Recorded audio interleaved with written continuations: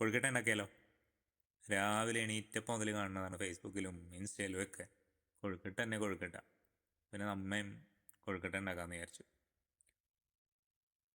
എല്ലാവർക്കും അറിയാം, എന്നാലും ഞങ്ങൾ ഉണ്ടാക്കിയത് എങ്ങനെയാണെന്ന് കാണിച്ചു തരാം.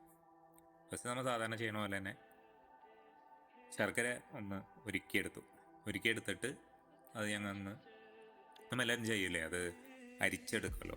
കാരണം അതിനകത്ത് എന്തൊക്കെയുള്ളത്, മണ്ണും കല്ലും കരടും എല്ലാം.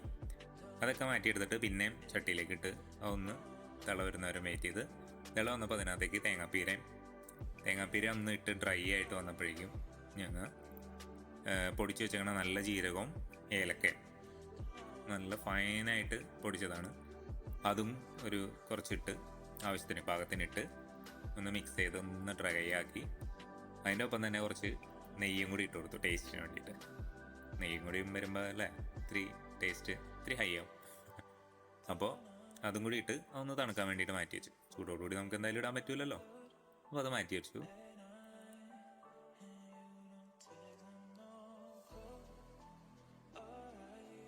ഇനി അത് മാവ് കുഴച്ചിടണം അല്ലേ. അതിനു വേണ്ടി വെള്ളം, നല്ല തിളച്ച വെള്ളം തന്നെ ഒഴിച്ചു കൊടുക്കണമല്ലോ. അതാകുമ്പോൾ പിന്നെ നമുക്ക് എത്ര നേരം വെക്കണം, ഈ ആവിയിൽ വെക്കണം എന്നുള്ള ഒരിത് ടെൻഷൻ്റെ ആവശ്യമില്ല, കാരണം ഓൾറെഡി മാവ് വെന്ത് കിട്ടും. അപ്പോൾ അതിന് വേണ്ടിയിട്ട് ഞങ്ങൾ മാവ് എടുത്തത് ഈ പാലപ്പത്തിൻ്റെയൊക്കെ പൊടിയാണ് കേട്ടോ. സാധാ അരിപ്പൊടി ഇങ്ങനെ നമ്മൾ വീട്ടിലൊക്കെ പണ്ടുണ്ടാക്കണ ഇങ്ങനെ അരിപ്പൊടി പൊടിച്ച് അങ്ങനെയാണല്ലോ. പക്ഷെ ഇത് പാലപ്പത്തിൻ്റെ പൊടി. ഇപ്പം ഏതൊക്കെ തരം പൊടികൾ കിട്ടും. പാലപ്പത്തിൻ്റെ പൊടിയാണെന്നുണ്ടെങ്കിൽ നല്ല നൈസായിട്ട് ഇരിക്കുന്ന പൊടിയാണ്. നല്ല സോഫ്റ്റ് ആയിട്ടുള്ള കൊഴുക്കട്ട നമുക്ക് ഉണ്ടാക്കാൻ പറ്റും. അങ്ങനെ ചൂടുവെള്ളം എല്ലാം ഒഴിച്ച് അതിലും കുറച്ച് നെയ്യ് ടേസ്റ്റിന് വേണ്ടിയിട്ടിട്ടു, ഉപ്പും ആവശ്യത്തിനുള്ള ഉപ്പും ഇട്ട് കൊടുത്തിട്ടുണ്ട്. ഈ കുഴച്ചെടുത്ത് നന്നായിട്ട് ചൂടൊന്ന് മാറി വരുമ്പോൾ കൈ കൊണ്ട് കുഴച്ച് സൈഡിലേക്ക് മാറ്റി വെക്കുക, അതും ഒന്ന് ആറി കിട്ടാൻ വേണ്ടിയിട്ട്.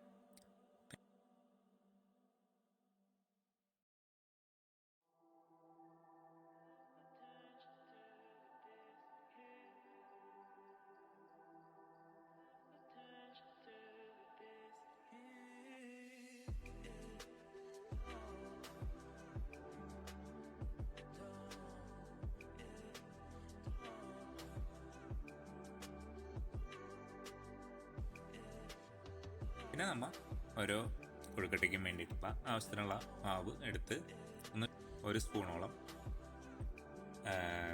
ഈ പീര വിളയിച്ചത് അതും കൂടി ഇട്ട് അടച്ച് നല്ല റോൾ ചെയ്ത് നല്ല സോഫ്റ്റ് ബോൾസാക്കി മാറ്റി വെച്ചിട്ട് അതെല്ലാം കൂടി നമ്മളിവിടെ ഈ പാസ്തയൊക്കെ ഊറ്റാൻ കിട്ടുന്ന ഒരു അരിപ്പ പാത്രമാണ്. അത് ഭയങ്കര എളുപ്പമാണ്. അതാകുമ്പോൾ കുറച്ചധികം അതിനകത്ത് വെച്ച് കൊടുക്കാം. അതിലേക്ക് വെച്ച് സാധനം അങ്ങോട്ട് വേവിച്ചെടുത്തു. മക്കളെ എന്ത് ടേസ്റ്റാ! നമുക്ക് ആ നൊസ്റ്റാൾജിക് ഫീൽ ഉണ്ടല്ലോ. അത് നമ്മൾ ഈ കൊഴുക്കട്ട എപ്പോഴും ഉണ്ടാക്കില്ലല്ലോ. കൊല്ലത്തിൽ ഒരു പ്രാവശ്യം എത്ര എളുപ്പത്തിൽ ഉണ്ടാക്കാൻ പറ്റുന്ന സാധനമാണ്. പക്ഷേ നമ്മൾ കൊല്ലത്തിൽ ഒരു പ്രാവശ്യം, കൂടിപ്പോയാൽ ചിലപ്പോൾ 2-3 പ്രാവശ്യം ഉണ്ടാക്കാം ഒരു കൊല്ലത്തിൽ പണ്ടൊക്കെ.